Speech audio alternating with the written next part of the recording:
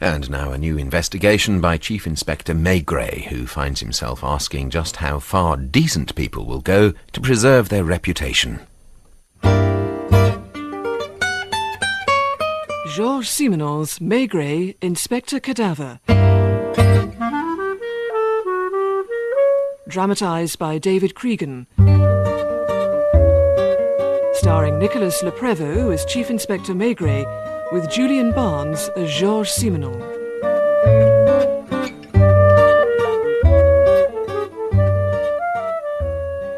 It was a dream world from the start.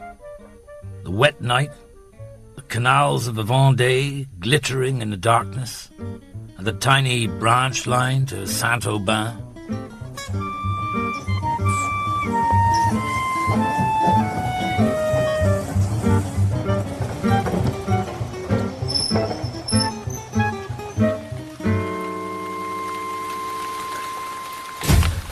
Good heavens. Carver! Justin Carver! You used to work with me at the Quai des Orfèvres, remember? Carver! Oh, sorry to be late meeting you. It is Chief Inspector. No, it's not. Monsieur, no! I think it's me you've come for. Oh, I'm so sorry, Chief Inspector. I should have recognized you from the papers. I'm Etienne No, brother-in-law of your examining magistrate, Monsieur Brejon. Let me take your bags. Evening, Pierre. Monsieur? The station master. Charming fellow. Come this way, not the public exit. The road's impassable for cars in this weather, so I've brought the pony and trap. Is there a hotel in the Saint-Aubin? Good heavens! You're not staying in a hotel. Your room's ready at home. And we've held dinner back so you can join us. I'd like to know if the man who got off the train with me... I don't know who he was. I'd like to know if you'll manage to find somewhere to stay. Jump up. And off we go. It isn't far. Do you think you'll find somewhere to stay? Well, probably. You know, I don't know what my brother-in-law's been telling you about these parts. Now that he's living in Paris, he probably looks on Saint-Aubin as the end of the world, but I have to tell you, things are changing. There are two excellent inns here. The Lion d'Or, run by Madame Taponnier, Old Francine, as everyone calls her, and just opposite is the Hotel des Trois Mules. Justin Carver, the other man, drifted away somewhere in the mist, and my host ran on, Simenon, never mentioning the reason why I was there. You knew this Carver? He was fired from the force, set up as a private detective. He'd always hated me. Now, he was somewhere here, in this foggy countryside, pretending not to know me. I felt rather alone. So, here we are, our humble dwelling. Let me help you down. Humble? It's a blaze of light. Well, at the time it was built, no one foresaw that a railway was going to pass under the windows. But you get used to it, of course, and there are very few trains. Take the pony to the stable, will you? Yes. So, do come in. And give me your coat. I'm appalled my brother-in-law asked you to come all this way in weather like this. The house was suffocating. It was large and comfy, with log fires and grand oak staircase, but it was so still. It was as if every chair and table had stood where it was for centuries. It felt padded. The world outside couldn't penetrate. I found it hard even to think. This is Chief Inspector Maigret, my wife Louise. Good evening, Chief Inspector. I'm appalled. My brother has asked you to come all this way in weather like this. Her brother? Monsieur Brejon, my examining magistrate in Paris. You see, Maigret, my sister, Louise Brejon, became Madame No when she married Etienne No, son of Sebastien No, related on his mother's side to some very good families in the Vendée. But they live, would you believe, beside a small branch railway line near the village of Saint-Aubin, where they do farm pretty splendidly. About 3 weeks ago, a local boy, Albert Retailleau, quite a good family too, on his mother's side, she's a Pelot, was found dead on the tracks. Clearly an accident, but rumours have started, and even anonymous letters, and to put the whole thing in a nutshell, people are accusing my brother-in-law of having killed the boy, would you believe? In fact, it's going to be difficult to stop an official inquiry, which is why, Chief Inspector, I've arranged for you to have a little unofficial holiday to reassure everyone. They're very decent people.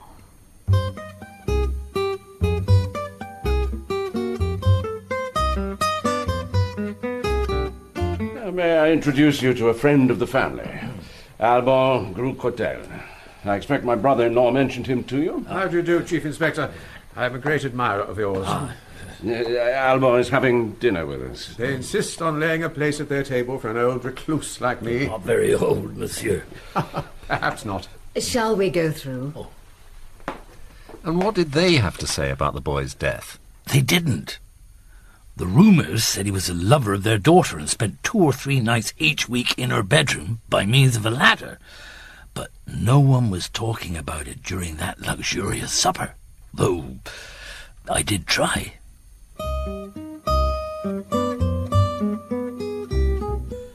Your brother spoke warmly of your daughter, madame. Geneviève has been ill for several days and stops in her room. Some more Savarin Chantilly, Monsieur Maigret? Or Armagnac before you go to bed? And a cigar, perhaps.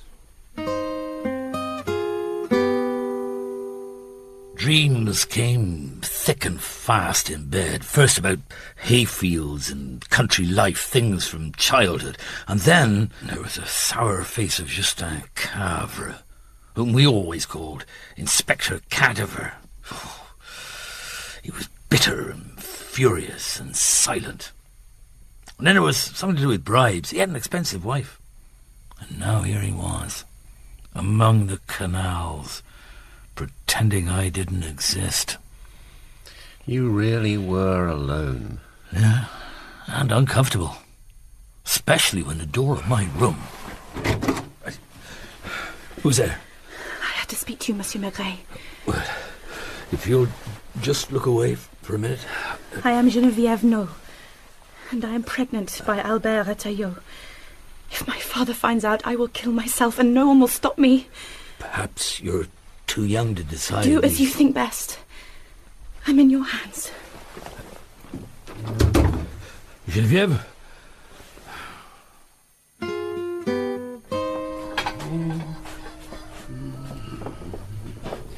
Oh, up already, monsieur?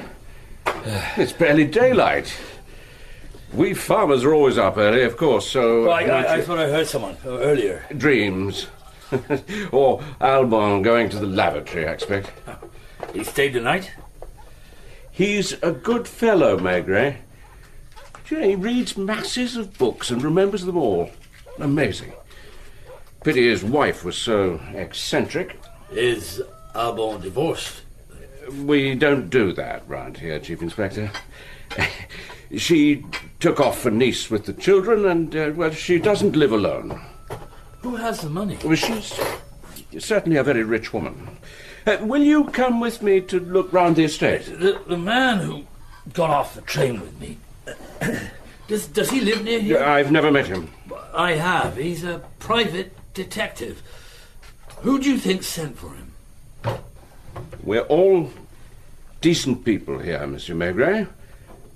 You know, I can't help wondering if my brother-in-law made a mistake in sending for someone as famous as you to clear up a little rumour that will disappear in a week. It's affecting Geneviève, of course, but she'll soon recover. What does she make of these stories? I don't know. We haven't talked about any of it. Not at all. Shall I take you into town later? I have business in Fontenay-le-Comte. I could drop you off. I'd rather walk, I think. My old colleague may be at the Lion d'Or, which you recommended. The early mist was clearing as I walked into the village. Smoke began to curl up from chimneys, and there were lights in the Lion d'Or. Good morning. I'd like to sample a glass of the local brandy. Ain't none. Cognac. I'm making coffee. Oh, for my friend who came in last night. I see his coat hanging up. You might get cognac at the place across the road. Go there if you want to drink this early. On the other side of the road, I saw a tall woman going up a little alley to a small but very comfortable house.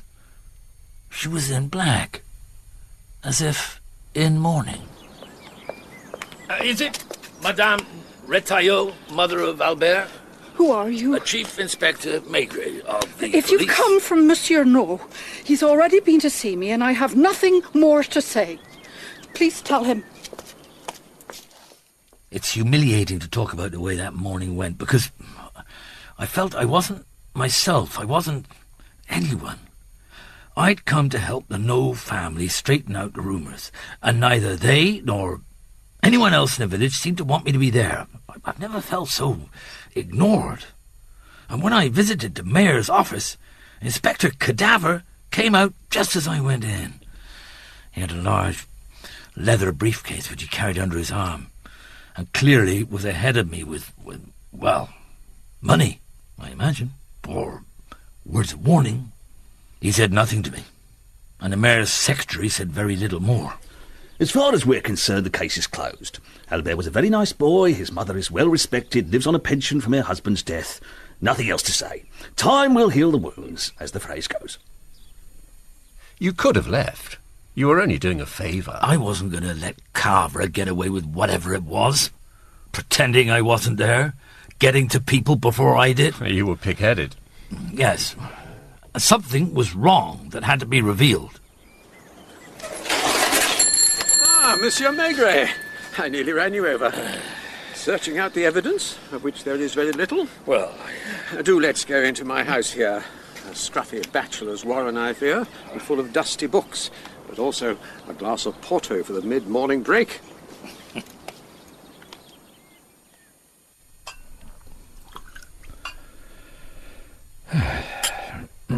So you know the rumours. That the boy was killed by Monsieur No. Ridiculous. Etienne is the sweetest man. Rather dull, but very rich. The boy was clearly killed by a train. There was practically nothing left of him. There are stories that he was Geneviève's lover. I've heard those, though whether they're true, I'd say it's unlikely, since she's a sophisticated girl. Visits her uncle, the magistrate in Paris, that sort of thing. And Albert was very local. Not that I have any ideas about any of it, as I was away at the time of the tragedy. Shall we meet at lunch? You've known the No family a long time? They've been very kind, especially since I've been alone. I did then go into the other inn in the village, Les Trois Mules. A group of men were sitting at a long table, one of whom was about the age Albert had been. They stopped talking the moment I went in. One of them spat in my direction. Gentlemen, I'm here to help the cause of justice. Justice? For Etienne, no. Go back to the Lion d'Or. They give you sort free drinks there. For justice, I need to find one of Albert Retailleau's friends. A real friend. If possible, one who was with him on that last evening. That's me. Good. Well, perhaps we can... Now, why are you staying with the No family? They were told I was coming, and they met me at the station. I didn't know any inns. Who's the man in the Lion d'Or working for? I don't know. Why is there still no proper inquiry? Albert died 3 weeks ago. He would never have walked in front of a train, even when he was drunk. And he loved life too much to top himself. As soon as I have enough evidence, an There inquiry is will... evidence. Albert's cap. It was found in the reeds of the canal, close to the No's house, 500 metres from the body. If we could prove it was found there... Well, I was drinking with Albert that night, and I know a lot. Yes? I went part of the way towards the big house with him. He was very angry. With? With her. Geneviève No. Had he told you before? He used to go there nearly every night. He was in love, and Everyone could see he was. Yet he was angry with her on that last day. Something was on his mind the whole evening. He just kept looking at his watch the whole time. And when eventually we parted company by the railway track, he squeezed my hand and said, tears in his eyes, he said, "It's all over between us." Then he went off towards the house. I saw him in the moonlight, clear as anything, going round the back towards the stables. Wearing his cap. I have the cap. Bloodstained. If you're for justice, come with me. It's only me, Mother. Wait here. I'll be back in a minute, monsieur. He's helping me with some inquiries, madame, into the death of Albert Retailleau. Oh, him. It's been stolen. It was here this morning, I know it was. Who's been here, Mother? Who's been here and taken away Albert's cap? Don't bother to answer, madame. I know who was here. The man from the Lion d'Or? I think so. I've another idea. Old Désiré found the cap as he was collecting milk from the farms to take to the dairy. He does it in a barge, going round the canal. Suits him fine. Trouble is, he drinks, like everyone here. And for that he needs money. He wasn't at the dairy. He wasn't in any of the little drinking rooms where people seem to gather, almost in secret. But finally, he was thought to be at the post office. Has Désiré been in here this morning? Indeed he has. Drunk as always. And getting me home muddled up with me letters like he does. His son is going to be very pleasantly surprised. Désiré sent a money order for 500 francs to him. Oh, hell, it's the man from the Lion d'Or again. Désiré never usually had money. I know the cap was there. He told us all where he found it. And it had blood on it. It's them. It's always them. Twisting things their way. Let's have lunch together in Les Trois Mules. You can't give up, you know. Of course not.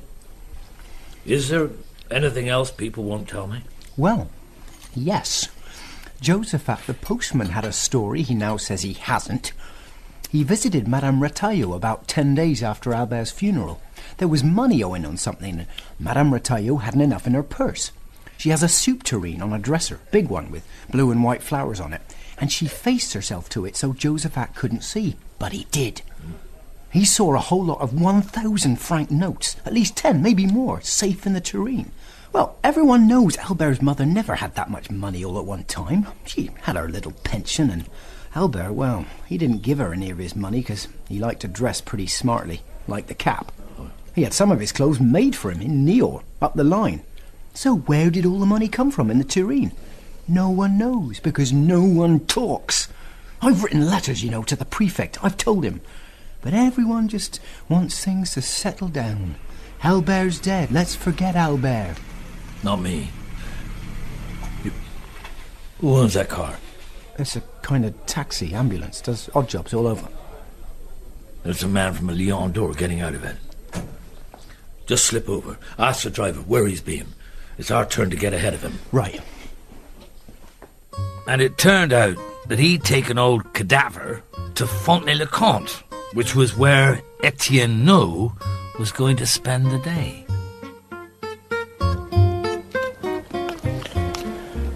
The fog's coming down again as the sun disappears. Are you going back to Paris? Of course not. I'm going to finish what I came to do. It's always the same. They stick together. They're rich, friends with the magistrates. The villagers are afraid. They gossip a bit at night when they've had something to drink, but then regret it in the morning. Good night, Louis. If you need me, I'll be at Les Trois Mules all evening. And anyway, don't go without... And remember, they'll butter you up so you'll start believing what they say. I won't. I promise. Ah, Chief Inspector. I'm sorry I wasn't back for lunch, madame. I was busy. Doing what? Oh, very little. Though I was helped in several ways by a young friend of Albert Retailleau's named Louis. Oh, him. Well, charming, of course.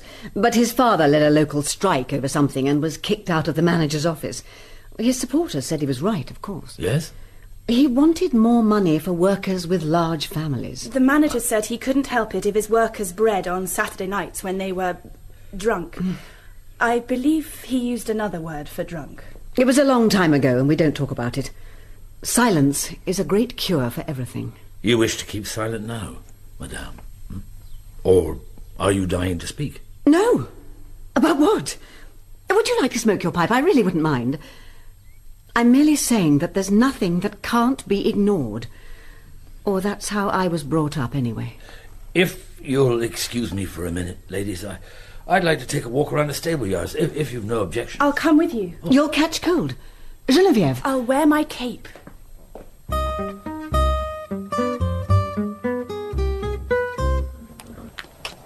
Fog's getting thicker.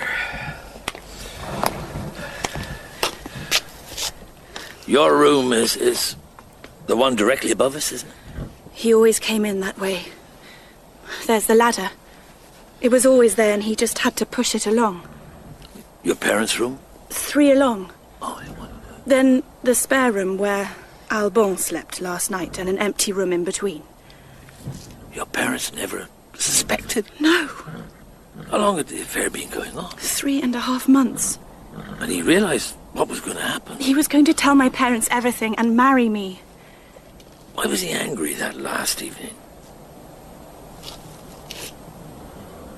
I said, why? I heard what you said. Well?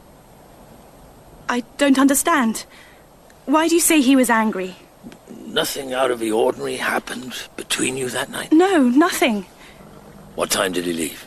About 12:30. He came about midnight. Did he usually stay for such a short time? Did you have a row? Why should we have a row? I don't know.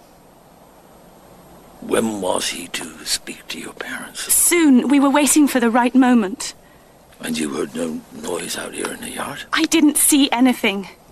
I swear to you, Chief Inspector, I know nothing. I shall never, never tell my father what I said to you last night. I shall leave. I don't know what I'll do. Why did you tell me? I was frightened. I thought you'd find out everything and tell my parents. Let's go in. You won't say anything. Trust me. You'll start believing what they say. You're one of them.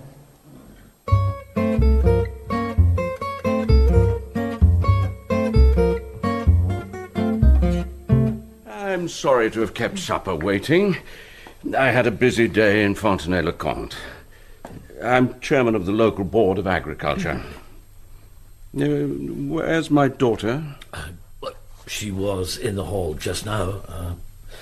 I must apologize for not being back for lunch. So I believe. Not that it mattered in the least. Where's Albon? He's not here yet. He's a lonely man, really. Ever since his wife, we've made him very much a member of the family. Ah, Geneviève. Papa? Good to see you up and about. Can I get anyone an Armagnac? No, thank you. No. Well, I expect you've got nowhere, Chief Inspector? Certainly the mysterious cap has disappeared. You know about the cap. I never believed it existed. Though we don't actually talk about silly rumours here, do we? It's better that way. Let's go in. Albon can join us later.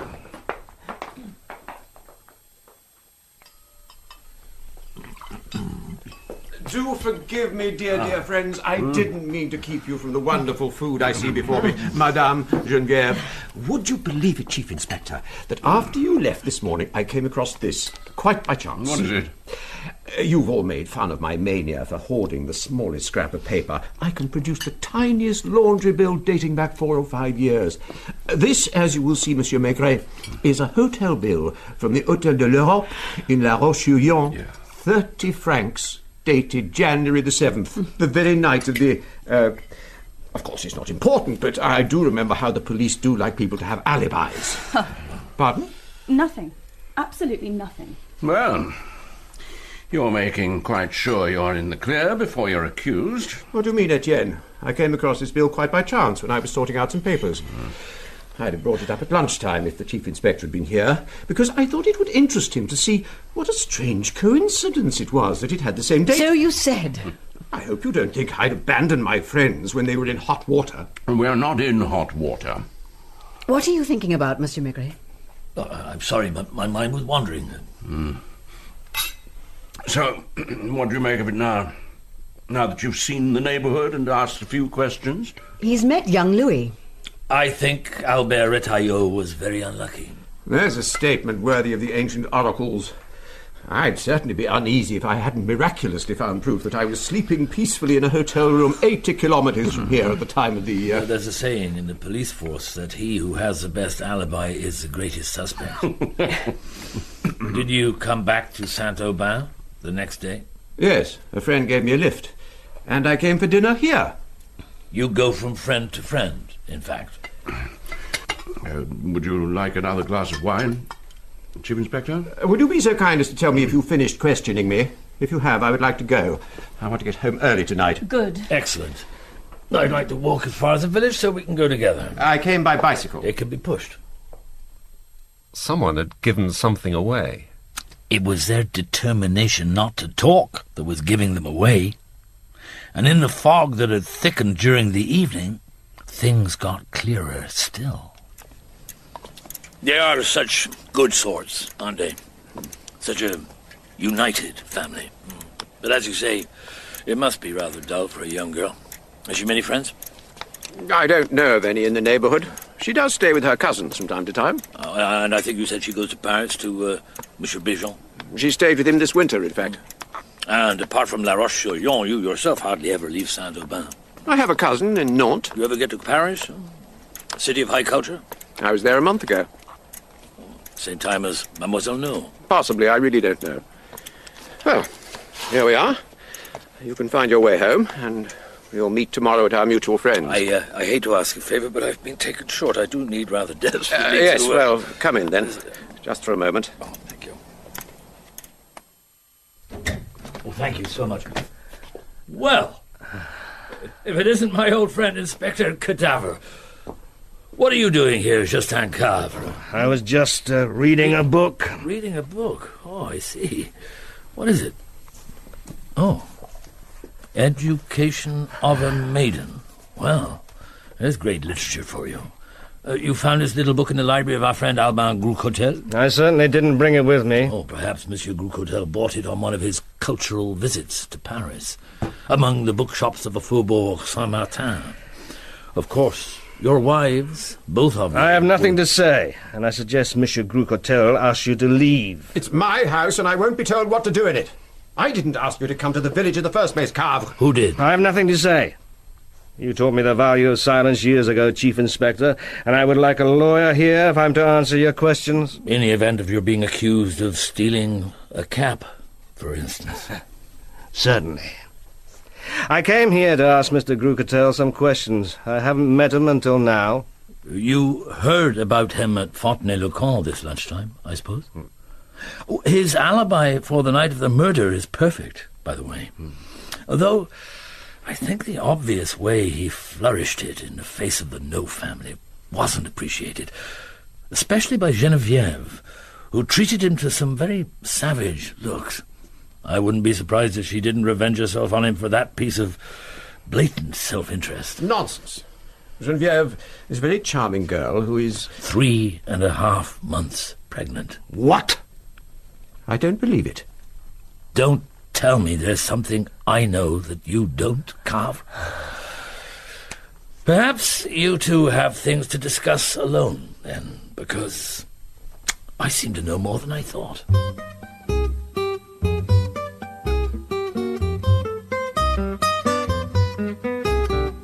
There was only one way to discover things in Saint-Aubin, and that was to listen to people when they didn't know you were there. Outside Albin's house, I stood close to the window, and as I did so, Louis pushed close to me. I saw you with the aristocrat. People say you're one of them. Far from it. I'm on the road to justice, Louis. Just listen. Not my fault, is it? Not your fault. You didn't tell me she was pregnant. Well, why should I? That dreadful Maigret is going to find out everything, more than you know, and life is going to become impossible. I'm a poor man, Carl. I need rich friends. Who are you ringing? No, of course. To don't get rid of this ridiculous chief inspector, to ask his brother-in-law to call him back. We need peace here, Carl. It's all going wrong. Keep calm, monsieur. I can't. I really know now. And why did he ask for Maigret, of all people, to come and prove the murder was an accident when he'd already engaged you? He's a fool, an utter fool. I mean, you were doing so well, he was nearly off the hook. Hello? I'll do the talking. I'll do the talking. Let him go. Monsieur No, Carver. I wonder if you could arrange for your brother-in-law to call the chief inspector home. He's not doing what you wanted, and Mr. Gougatel is getting dangerously... Move away, Louis. Things are coming into my head. Was Albert very angry the night he went to Geneviève that last time? Very. He drank several brandies and said he probably wouldn't stay any longer in this godforsaken place. And how long had he been Geneviève's lover? He started sleeping with her in October, just over 3 months ago. 3.5 months. And he was angry. He never mentioned her before October. Mr. Maigret, what are you doing? Thinking. Except, I don't really think. You won't give up, will you? Go home, Louis. Promise you won't give up. I wish I could. Don't abandon us, monsieur.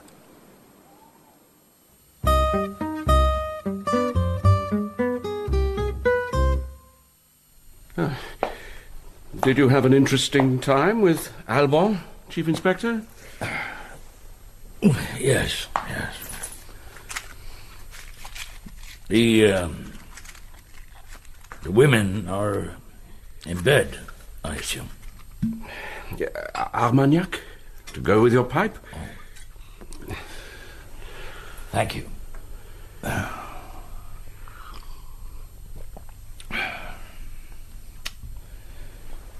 I'll be gone by tomorrow lunchtime. Or earlier, if you like. Oh, but you must know that we enjoy your company a great deal, and we'd be happy to... I overheard the telephone call, Monsieur No. And by now you must want me gone as soon as possible. I'm finding out things, and you didn't mean me to do that. You meant me not to find out things.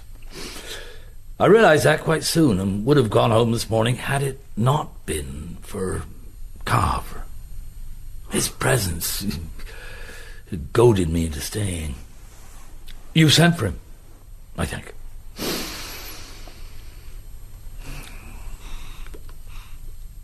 I'm not here on official business. I'm not accountable to anyone, so you have nothing to fear from me. Very well. I'll go on. Though I am practically certain you killed Albert Retailleau, I am also practically certain that you are not primarily responsible for his death. You are, in a way, a victim of it. What do you mean? Will you trust me to tell you what I think?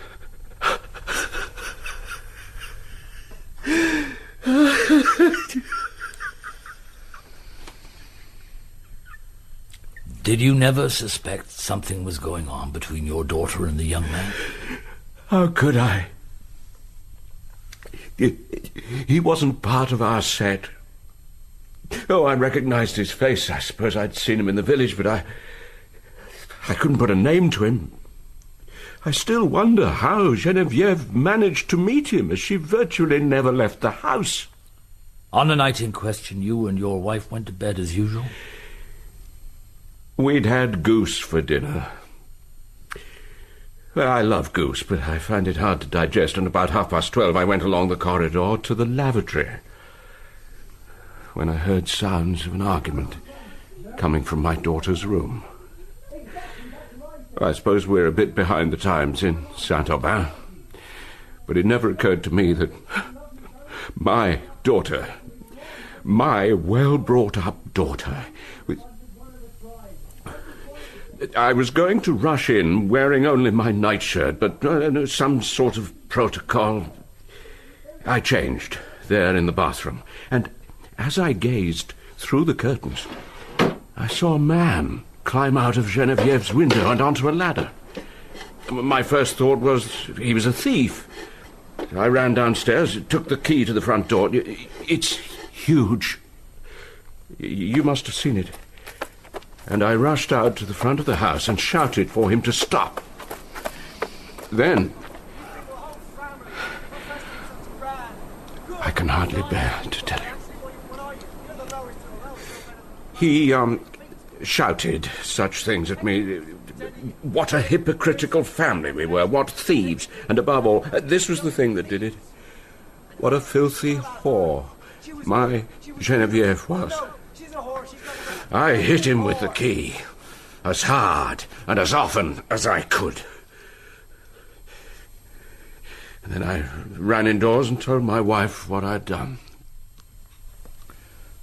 She washed your clothes and kept your secret? Yes, but first I went back to see if the young man was really dead. He was. I lifted him up and carried him to the level crossing where the road goes to the village. And that was the whole story. Finished. Not quite, I think. You sent for Carr. Well, you see, I was alone. I was burning to talk to someone. I didn't want to keep burdening my wife. I didn't know what to say to my daughter, and Albon suddenly stopped visiting me. I couldn't understand it, especially as the rumours began. Eventually, I went to him and told him everything. He recommended a private detective be found to save my good name. And also, in a moment of panic, I called my brother-in-law, thinking he would assume I was innocent and, I don't know, give me advice. Instead, he sent you. In the meantime, you paid off the boy's mother? And will continue to do so, as long as she lives. I had to atone. I had to make up for... Dear God. But you also wanted to be safe. And so this morning, you met with Cadaver to find out how far he had bribed the people of the village to say nothing, and to burn the evidence of the bloodstained cap. Oh, you are, in fact, safe. But we haven't quite reached the end. Please, ring your friend, Albon, and insist that he comes out here at once.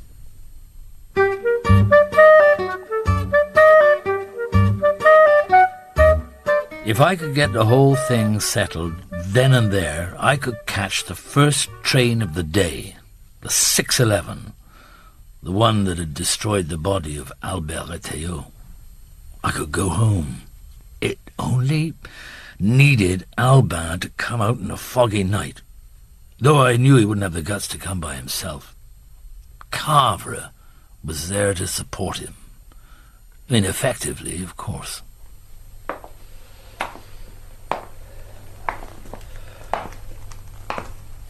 Well, gentlemen, the game is up. What do you mean? You have nothing to fear, Albon? Perhaps. Monsieur No and I have had a long and friendly chat, and I am returning to Paris in the morning, as you all want me to. But I think it would be better if the truth came out before I left. Huh? I'm sorry, Carve, to have spoiled your night's rest. It wasn't me who sent to Paris for him. It wasn't you who beat Retteillot's head in. It wasn't you who left your wife. It's never you, is it? You've never done anything at all in your life. Oh, come, he's a gentleman. You're all gentlemen. And no one has complained about the boy's death because you're gentlemen. His mother has even settled for a life's income. And the strange thing is that the killer has no idea why the boy was killed. Does he, Monsieur Cotel? Are you going to tell him? You're under no obligation to say anything. Send Albon away. Remove Albon, Mother. Father, get rid of Albon. Etienne, come quickly. He's hysterical. I'm coming. Excuse me, gentlemen. Well, Albon? She started it. And anyway, I'm not the first middle-aged aristocrat to have taken a young girl as his mistress. She's quite lucky. And I suppose she sent you the dirty books and dirty pictures to ease the way for your Parisian meetings. I warn you, the Chief Inspector is setting a trap. And when she got pregnant by you, I suppose it was her idea to involve some local lad, blame him, marry herself off to him, and have you as a permanent lover disguised as a family friend. As a matter of fact... Oh, no. The whole idea was yours. You impregnated Geneviève No quite deliberately, so she would have to marry Albert and provide you with a life of secret pleasure. When he found out what trick was being played on him, he grew, I'm told, extremely angry. Arrogant puppy. If the stupid postmistress hadn't muddled our letters, everything would have gone perfectly. Instead of which, when you knew you'd been found out and there would be a row, you faded away as usual and got yourself an alibi. You're vile, Aubin. Vile beyond belief. Why? I've done nothing illegal. But enormously immoral. Oh, steady, Monsieur Chief! If there were true justice in the world, it would place the blame for all of this fully on your shoulders. Aubin Groucotel. You sponging, self-deluding, petty, aristocratic bloodsucker. I'd happily lead you to the guillotine. She's calmer now. I don't quite know what it is she has against you, Aubin. He'll tell you himself when he's recovered. He's going to get a divorce soon, though he hasn't told anyone about it. Now, I'm dead on my feet. The 6:11, I think. I'll catch that too. Don't be too hard on your daughter, Etienne. Is everyone deserting me?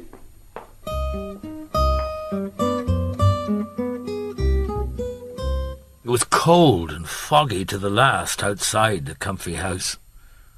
There were only two of us on that early morning platform. What do you think will happen?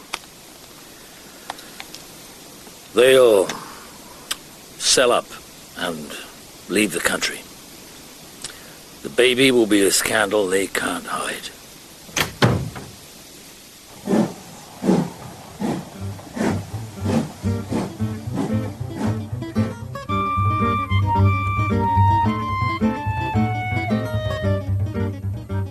So it ended in a dream world. You didn't see Louis again? No. Nothing would have been gained trying to expose the truth in a law court.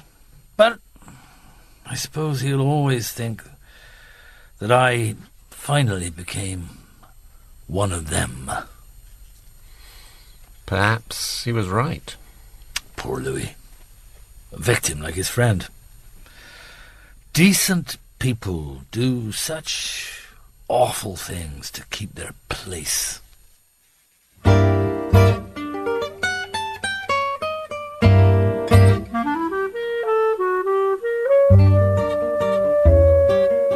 Georges Simenon's Maigret, Inspector Cadaver, translated by Helen Thompson, was dramatised by David Cregan. Nicholas Le Prévost was Chief Inspector Maigret, and Julian Barnes was Simenon. Monsieur No was played by Michael N. Harbour, Madame No by Karen Archer, and Geneviève by Alice Hart. Alban was played by John Rowe, Louis by Scott Brooksbank, Magistrate Brejean by Philip Fox, Madame Retelot, Joanna McCallum, and Inspector Cavre, Inspector Cadaver by David Bannerman. The music was composed and directed by Lucinda Mason-Brown and performed by the Viper's Dream Quartet. The director was Ned Shire.